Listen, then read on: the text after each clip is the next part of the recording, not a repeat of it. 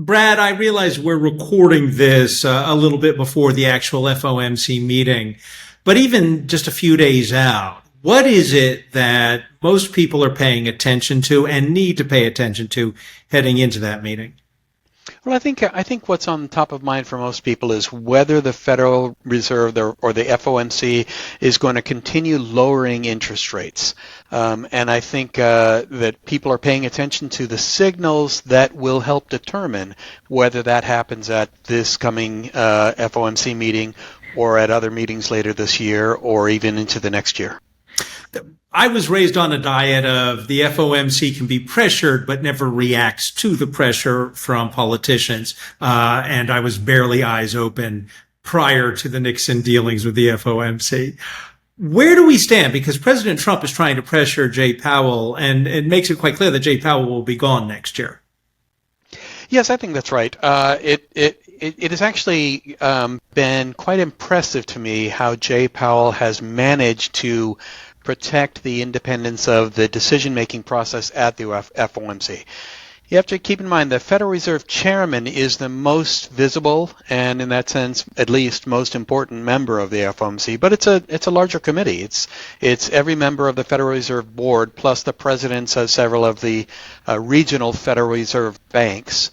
And so even if the chairman were apt to buckle to pressure, political pressure, and I don't want to be talking specifically about this situation, it's a more general situation. Even if the chairman were apt to buckle to that kind of pressure, it would be difficult for the chair to get that kind of buy-in from other members of the FOMC. It would be very rare for the other members to outvote the chairman, but if there were a really serious case of political pressure tending to cause the FOMC to make the wrong decision, I think that's what you would see. You would see other Federal Reserve Bank presidents saying, "We're not going along with this." So I am curious because you are someone who is you have a greater expertise in this than average just journalists like me, and I'm not even a journalist anymore. But having covered the Bernanke Fed and having covered the Janet Yellen Fed, what goes through your mind when the head of the country takes personal pot shots at the head of the chairman of the Federal Reserve? Well, the Federal Reserve as an institution and the administration, the rest of the administration of the federal government, have different objectives. The Federal Reserve, has its dual mandate of full employment and stable inflation. They take that very seriously. So there is nobody who takes a job at the Fed who says, "I don't care about that dual mandate. I'm going to go along with whatever benefits, whether it's the president or my buddies on Wall Street or anything like that." They just don't do that. There is a lot of fear, I think, among the public that that's what political leaders, including members of the Federal Reserve, do. And they simply don't. They really do. When you take that kind of a job, they take seriously the public service that they are being asked to provide. When the Federal Reserve and the FOMC committee makes its decision regarding the rate, that banks are going to be paying, does it really impact average Jane and Joe on the street in so much as you don't see a direct spike or drop in interest rates just because of what they did? There's so many other variables. Are journalists getting it wrong, or is my question flawed? No, I think there really is a very strong reaction to what the FOMC does. And that's because the FOMC is deciding to take action to affect the short-term interest rates.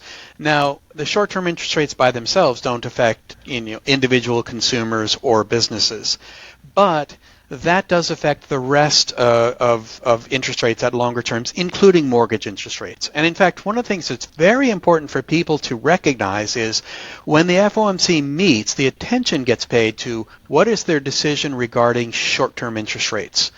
But a lot of their decisions, especially over the last few years, have had to do with the longer term, the longer end of the duration curve, which is to say 5-year interest rates, 10-year interest rates, 30-year interest rates. Those are where mortgage interest rates are set.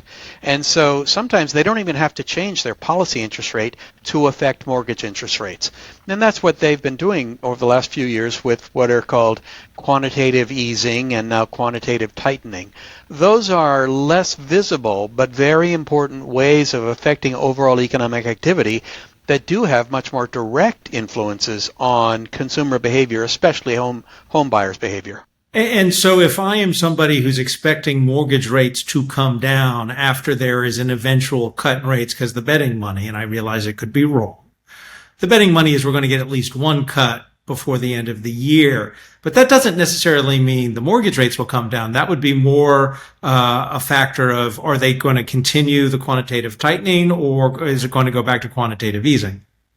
Yeah, that's exactly right. And in order to answer the question, what's going to happen to mortgage rates, you really have to look more deeply into the announcement that the FOMC publishes following the meeting. That'll be published at 2 p.m. on the 30th. And one of the things that they'll say is we are going to continue our sales or our policy of letting assets fall off the balance sheet of the Fed. What they're saying there is we're going to allow longer-term interest rates to rise even if we don't do anything with short-term interest rates. So it's not intended to be hidden. It is hidden because it's a little bit of a different way that the FOMC operates, but they have very much been doing something that does affect mortgage interest rates. And that's why even if the FOMC were to cut rates at the next meeting, which I don't think they will do, that doesn't mean that mortgage interest rates will drop. But if they were to cut interest rates, not necessarily at the next meeting, but when that day comes, Wall Street gets a charge because Wall Street can borrow much cheaper. Is that an A plus B equals C scenario? That's more or less true. That's not all that's going on. If interest rates are being cut because the economy is moving into recession, both consumers and businesses will respond to that. But that's not our case right now. There really is essentially no hard evidence that suggests this economy is moving toward recession. So if we do see a rate cut, it won't be to head off a recession. It will be because the FOMC thinks that rates should be a little bit below where they are now, and they feel they have room to go ahead and make that move.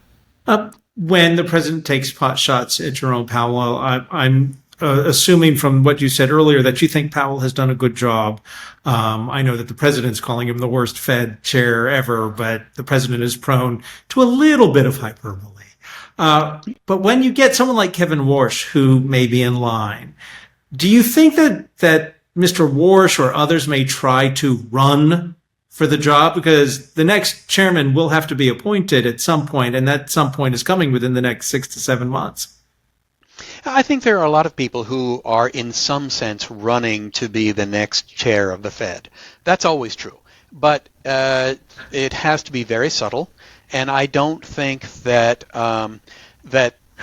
making a non-subtle case for yourself to be the next Fed chair is a very productive activity.